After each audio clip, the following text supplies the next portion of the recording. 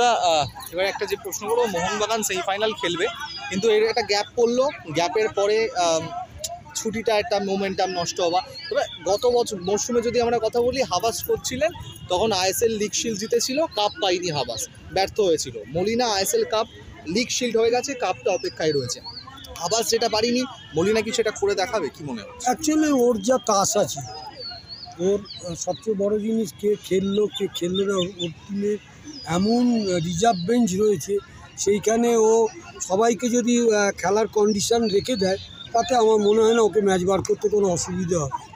যেহেতু knockout tournament, এখানে তোমাকে ফার্স্ট নেবে গোল তুলতে হবে এবং গোলটাকে রাখতে হবে ডিফেন্সকে। সুতরাং আমার মনে হয় যা টিম আছে, মোহনবাগানে কোনো অসুবিধা হওয়ার কথা না। মোহনবাগান যা ফরেনার আছে, মোহনবাগানের দুটো ছেলে খুবই ভালো, তোমার দুটো উইন হাফ, ক্রিস্টান কোলাপসন, বানবীর এবং আপুইয়া তো লেগেছে, আপুইয়ার চোট আছে, একটা চিন্তা রয়েছে সেই। ঠিক আছে, এখন দেরি আছে তো, ও তো এমন কিছু চোট না, তো ফিট হয়ে গেছে তোমার মানবীর অনেকটাই সুস্থ, সুস্থ হয়ে যাচ্ছে, বলছে খেলবে।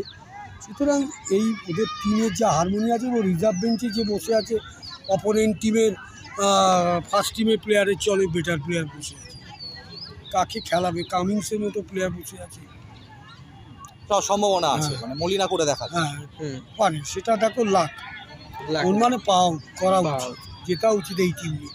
আর কত ভালো টিম দেবে, একদম। Thank you.